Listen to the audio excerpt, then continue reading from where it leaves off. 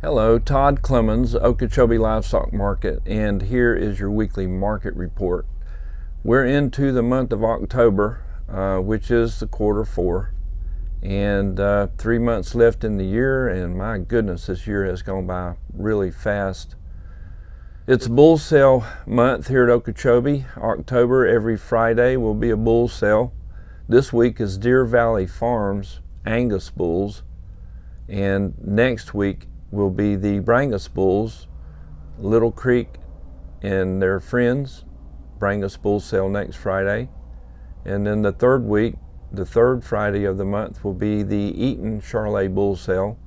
And the fourth Friday will be the Sutphin cattle mixed breed. They're not mixed breed bulls, but there will be several breeds of bulls here on that sale. So if you need a bull, come see us every Friday in the month of October. So it's just hard to believe that this year has already kind of passed by, and we're getting into the time of year where we've got Halloween and Thanksgiving and Christmas, and things get really busy. So here we go again. As far as the market goes, here at the sale barn this week in Okeechobee, we had a really good run of cattle here on Monday. I think around 1,300 head or so, and then Tuesday we didn't have near that many. We had a little over 1,000, but I'll tell you what, it's just been raining every single day depending on where you are, and it's really wet, and I'm sure wet pastures had a lot to do with the run being a little bit slower on Tuesday, but you know, we're going to need this rain later on. We'll be glad we had it come March and April, when we don't have any rain in the winter time. The wet conditions now will just make it a little bit better to handle the winter months when we don't get any rain.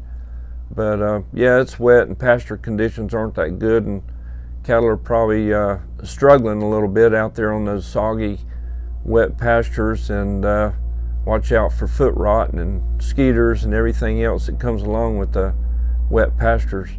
But these prices are holding up pretty good. There's been some pressure on the cow market. I think just a lot of cows coming to town, and pressure on just beef demand, just overall beef demand, because of the price level. People are looking at different protein sources other than beef, I guess. Hamburgers selling really good, but cows have gotten cheaper, or lower. I wouldn't say cheaper, because they're still selling for around 90 cents or better on those good cows, which is still good money, but they are lower than what they were, and we're still seeing quite a few cows come to town. But we all know that's only going to last so long, and then we'll run out of them, and prices should rebound a little bit later on towards the end of this quarter. Calf prices held up pretty good, but they were quoted $1 to $3 lower than they were last week.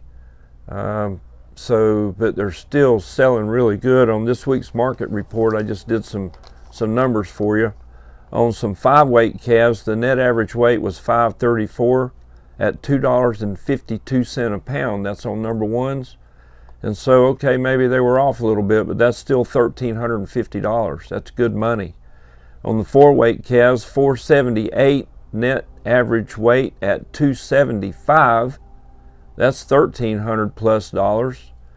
And on the 620 pound calves, they held up pretty good. They were off a little bit, but not too bad, and they were at $2.30 for a net average of $2.30. That made them bring over $1,400.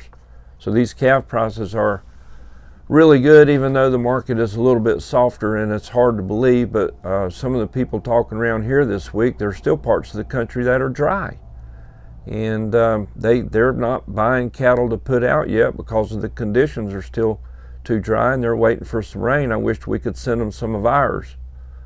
So that's about all I know to talk about, except for on the national level. I guess the board was off last week. The government shut down interest rates. We just heard yesterday that Kevin McCarthy got kicked off as a leader of the Speaker of the House there, and so they'll be looking for somebody else. So there's always politics. There's things going on out there that are kind of out of our control that may or may not affect the market. But what we got to do is just grow these calves and make our product as good as we can, and do the best we can with that. But packers are slowing down their chain speed again. They're not killing on Saturdays. Some reports say that some of the slaughterhouses are just killing half a day on Fridays even, and they're not out there aggressively buying cattle. They bought cattle last week with time on them, 15 to 30 days, which gives them a kind of a captive supply around them, and they don't have to be real aggressive out there. So the fat cattle market has just kind of leveled off and kind of just going sideways here for a little bit. But it did go up pretty fast, and every time the market gets higher, it's just gotta cool off. It's gotta settle down and kind of see where we are at this new level where we are. And even though things might get a little bit lower and bounce around a little bit, we're at a different level. We're at a higher level, and everybody's pretty happy when they pick their checks up. And so we're better off right now this time than we were last year. But when the packers are not killing as many, that does make the numbers kind of back up in the feedlots, and carcass weights now are even, I think they grew up another pound or two. They're up over 900 pounds on these carcass weights, maybe 920, which is almost at an all-time high, which means that these cattle have been on feed for longer. Packers are not killing as aggressive, and things do back up, and that does put pressure on the prices. Now, I don't think they can do this forever. I think supplies are just going to get tighter as we go on through the end of this year and even in the next year.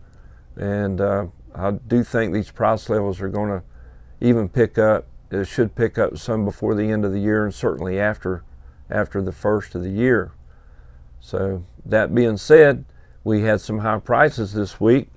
Diamond 3 Cattle Company, Fort Pierce, that's Gary White, topped the calf market with a 255-pound calf that brought $3.75. That calf was bought by DNS. And on the slaughter cow side, Prescott family from right here in Okeechobee had a big cow that weighed 1,320 pounds.